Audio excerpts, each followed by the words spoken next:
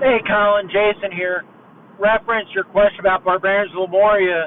The way you would reflect that is, you gain advancement points in Barbarians of Lemuria, experience points, and they would be able to buy, levels of career in that jungle craft. So maybe you would take a level or two in the career of jungle scout or jungle guide or, whatever, and whatever explorer, whatever you want to call that career, and then they would have that level or two in, doing things as a jungle explorer or a jungle guide. So that's how Barbarians of Lemuria would handle them.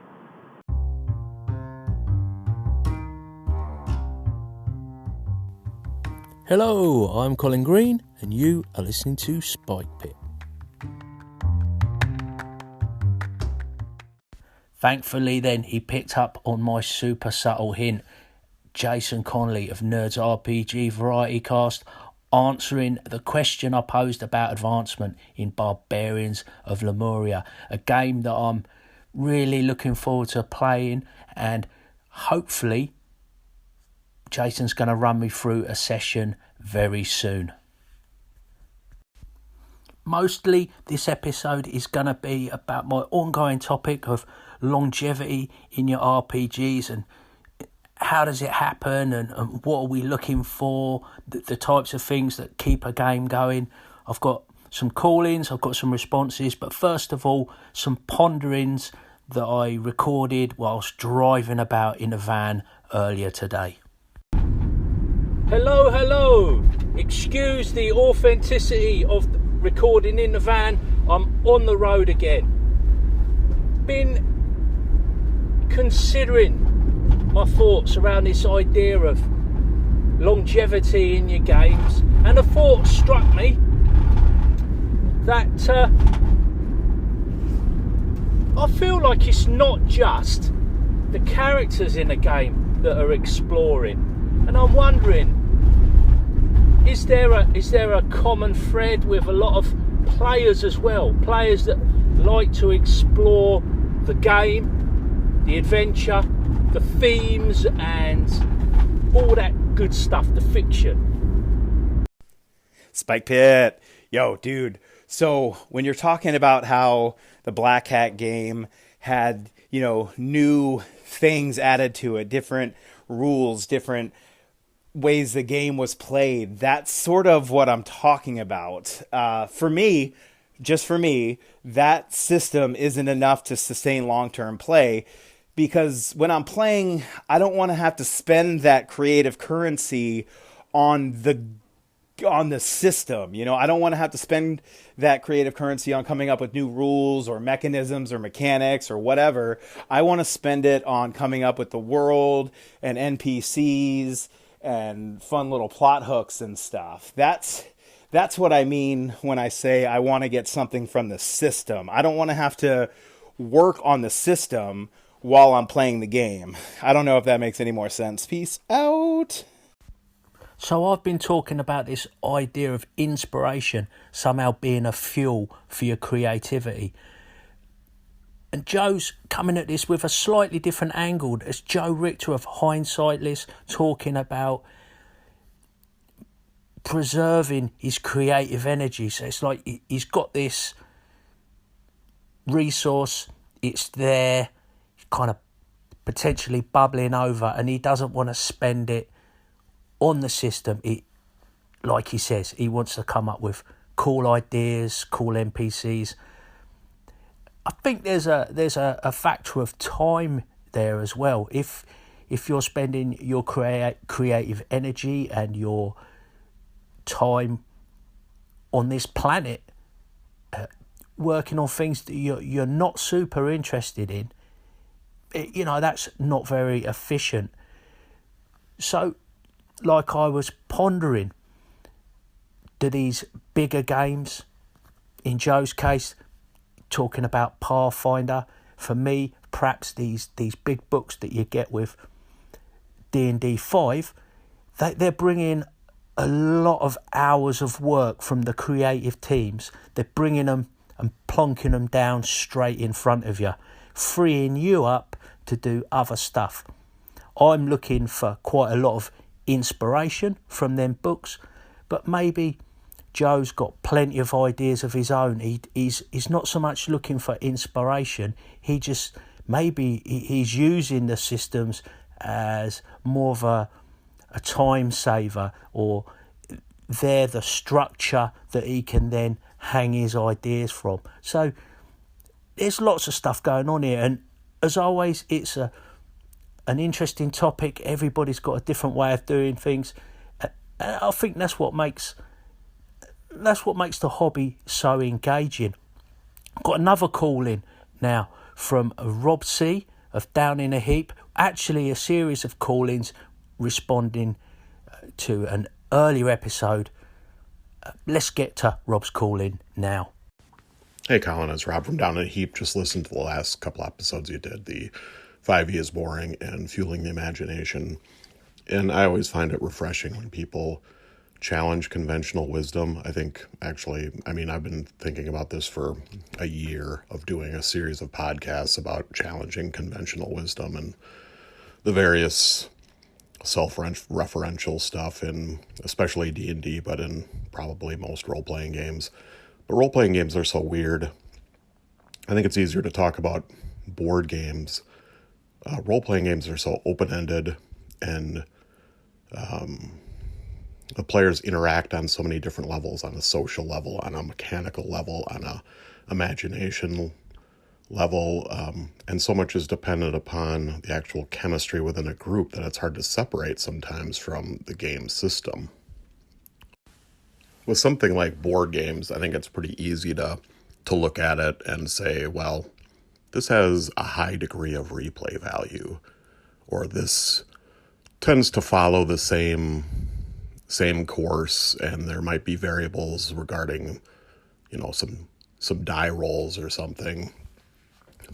A clear winning strategy seems to develop or something, or there are just so many limited options that it's just all dependent on luck.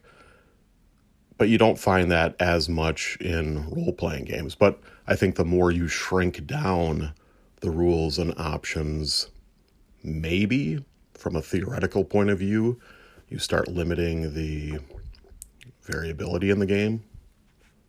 And maybe that somehow affects potential long-term play.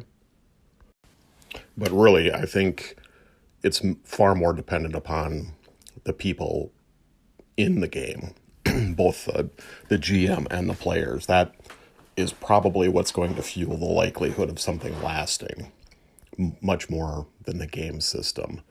And like you, I'm really intrigued by how far you can strip back a rule set and still maintain the same potential for long-term play, or what will curtail that potential. And I think, again, it just depends on the preferences for the people at the table. But most of these rules light games, if you want to use that term, have just popped up, in the last 5 years or so. I don't know. So there haven't really been nearly as many opportunities, and I don't hear about people talking about their long-term games in those systems. Anyway, good topic. One last thought, and don't feel at all obligated to play this rambling stuff. It's more for you than, well, whatever. Do with it what you will. But a lot of us with a long-term group, you'd think that the player group is a constant in the formula for success or whatever. But because we're all just people too, there's infinite variables within that too. It's the same people, but each session, and we've all experienced a different dynamic that happens from session to session. And it could be just one person is having a bad day, or a couple people are, or maybe some people are giddy because they've had great news in their life or something, and it becomes infectious. So it's really hard to separate all these variabilities and say, pin it on one thing or another for the reason it's successful. Absolutely masses to unpack there with that calling from Rob. I agree wholeheartedly with everything he's saying. Some things that he touches on that we maybe we skip over so often in these discussions. We say, oh yeah, it's totally dependent on the players and your group and your GM style. But it is interesting that he mentions some of them factors not being fixed variables. It's not just the composition of the group, it's how they're feeling on the day and what's influencing the mood of your players. So really, there are so many so many variables in this question when you're trying to put your RPG session together.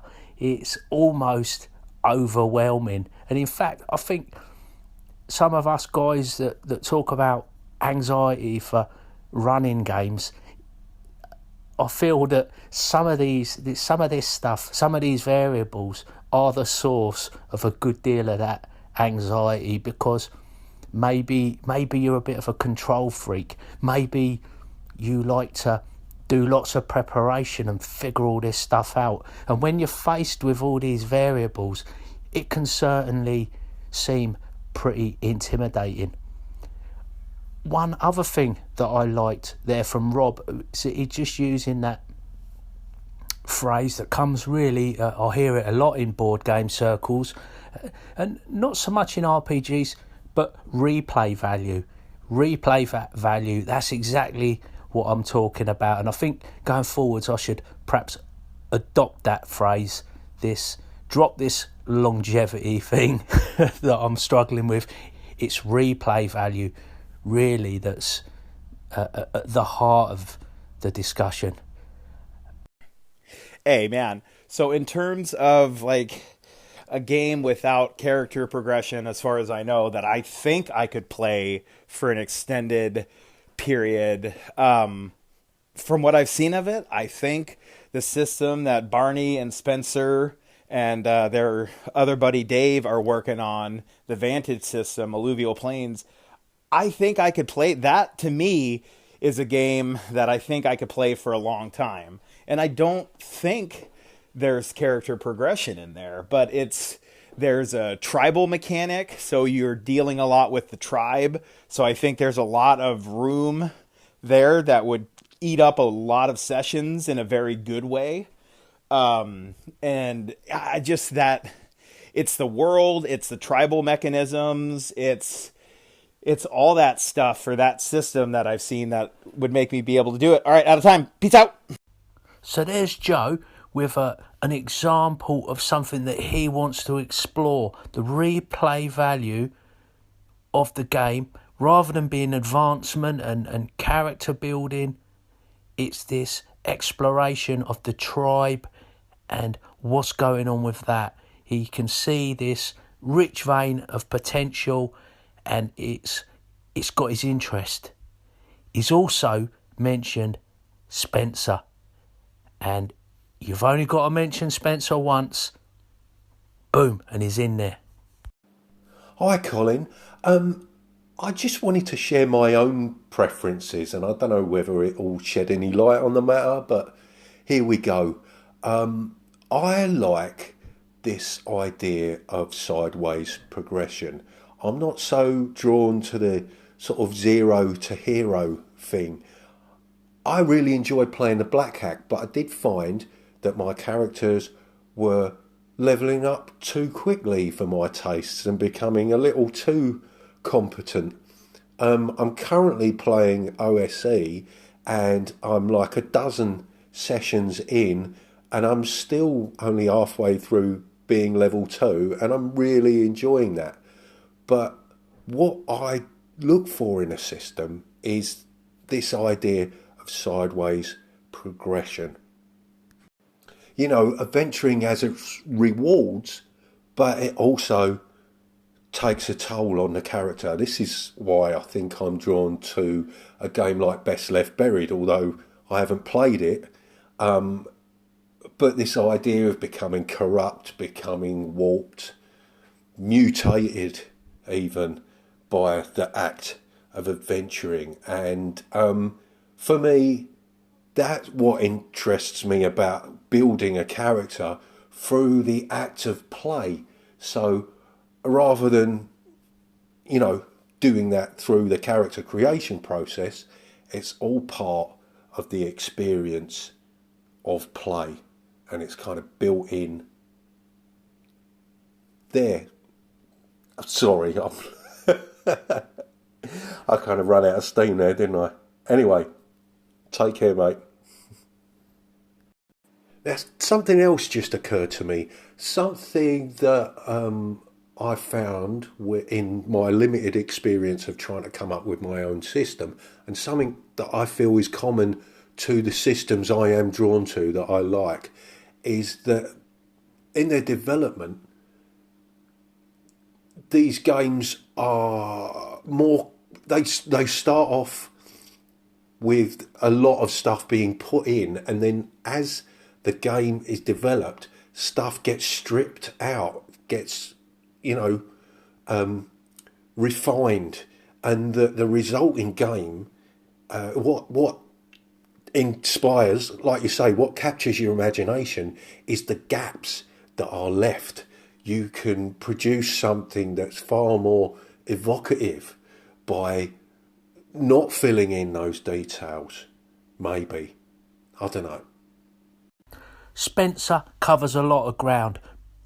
I think what I want to zero in on is the gaps. And I'm zeroing in on that specifically because it is a nice segue to further ponderings from my recording in the van this morning. I also want to mention that the inspiration for some of my ideas is entirely attributable to Rob C, who we heard earlier talking about his Thieves Guild game that he's working on. It's a cool thing, this cross-fertilisation of ideas and this toing and froing that goes on.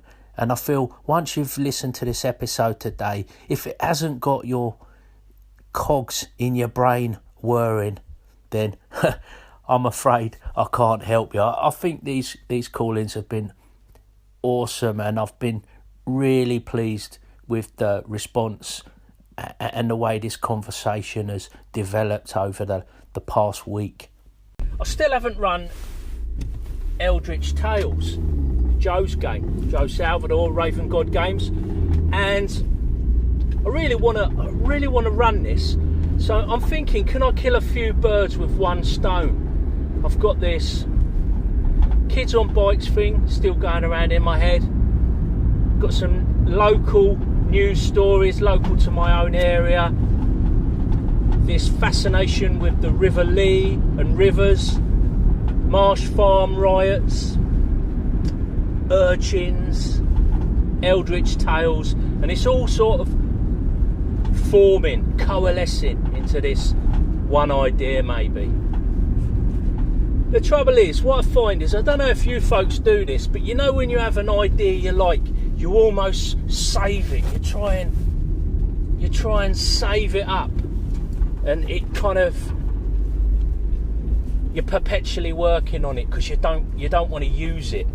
You don't want to spend your idea. So I need to shake that off, and get it into being. I've raided the second edition Complete Thieves Handbook for a few ideas. I've raided Gavin Norman's BX Rogue for some ideas, and I'm thinking, how much information do I need in putting together something like this? How much detail do I need, or how much do I just want to use D66 tables and just pick out carefully words that conjure a certain vibe, and cut down on the descriptions, lengthy descriptions. I don't do a lot of writing. It's not something I'm great at, but there's plenty of ideas up in the old noggin and how I get them across is something that I've been playing with. I love this, trawling through different things, pulling ideas from all different places and jamming them together, stirring it all up and seeing what comes out.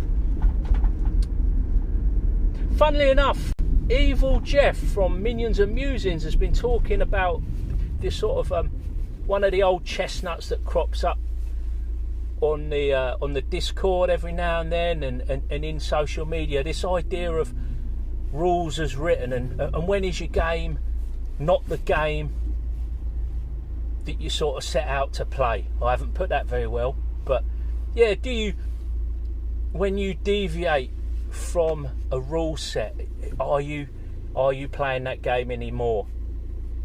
And it's a tricky one because it keeps kind of popping into my head, because it is something I've wondered myself, can I really say that I'm playing 5th edition? It's made quite clear by the creators of a lot of these games that they fully expect you and encourage you to take the rules and run with them and make them into your own game. But I can see the thinking that makes you wonder if you're still actually playing the game. But if the game's all about that, I guess you are. I think it's one of them questions that doesn't have an actual answer. If you rigidly stuck to the rules of every game, those games would never develop, and Dungeons and Dragons we'd still be playing, I guess, the first iteration, or would we be playing what went before? It's been a kind of a interesting discussion again. It's funny, you think you'd tire of these debates, but normally some new stuff comes to light, and I'd urge you to go and have a listen to a couple of episodes that Jeff put out recently. I don't have the information with me, but the podcast is Minions and Musings with Evil Jeff. And that, as they say, is a wrap. The end to another Into the Pit episode. Thanks to everybody who called in. Big thanks to the Pit crew, the folks over on Spike Pit Patreon. And last but not least, a big thanks to you, the listener, for taking a bit of time out of your day to listen to old Spike Pit. Take care, and I'll catch you later.